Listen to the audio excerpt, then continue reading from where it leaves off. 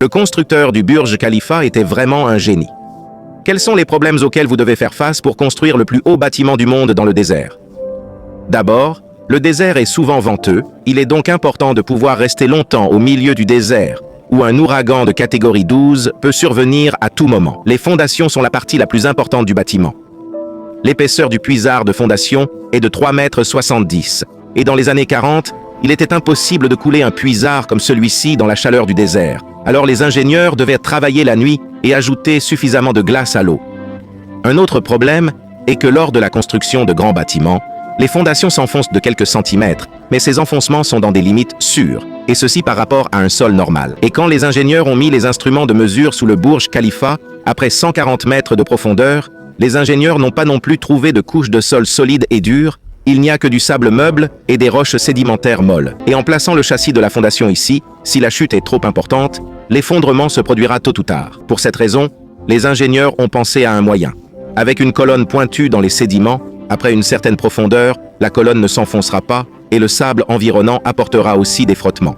Les ingénieurs ont donc décidé de mettre le châssis de fondation sous le trou de ce type de coagulant.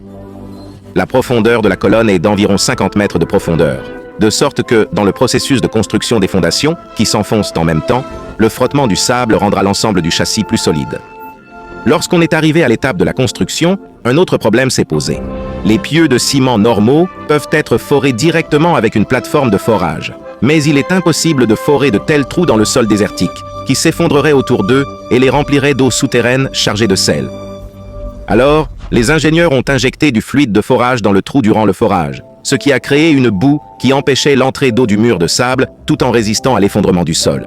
Il fallait ensuite mettre en place un tuyau creux, suivi de barres d'armature, et enfin un coagulant spécial très soyeux a été versé. Il a fallu 2 ans et demi juste pour construire ces pieux souterrains, puis avec une couche pleine de barres d'armature sur le dessus, les fondations du Burj Khalifa étaient achevées. Après 6 mois d'essai, les ingénieurs ont déclaré que le Burj Khalifa serait capable de tenir longtemps face à des vents de 240 km/h. Ensuite, ils ont dû résoudre un autre problème. Les pieux en béton sous les fondations seraient corrodés par l'eau de mer si l'armature en acier dans les pieux en béton restait ainsi pendant une longue période. Pour résoudre ce problème, ils ont fabriqué une cathode avec des barres d'armature et utilisé un treillis en titane pour fabriquer une anode.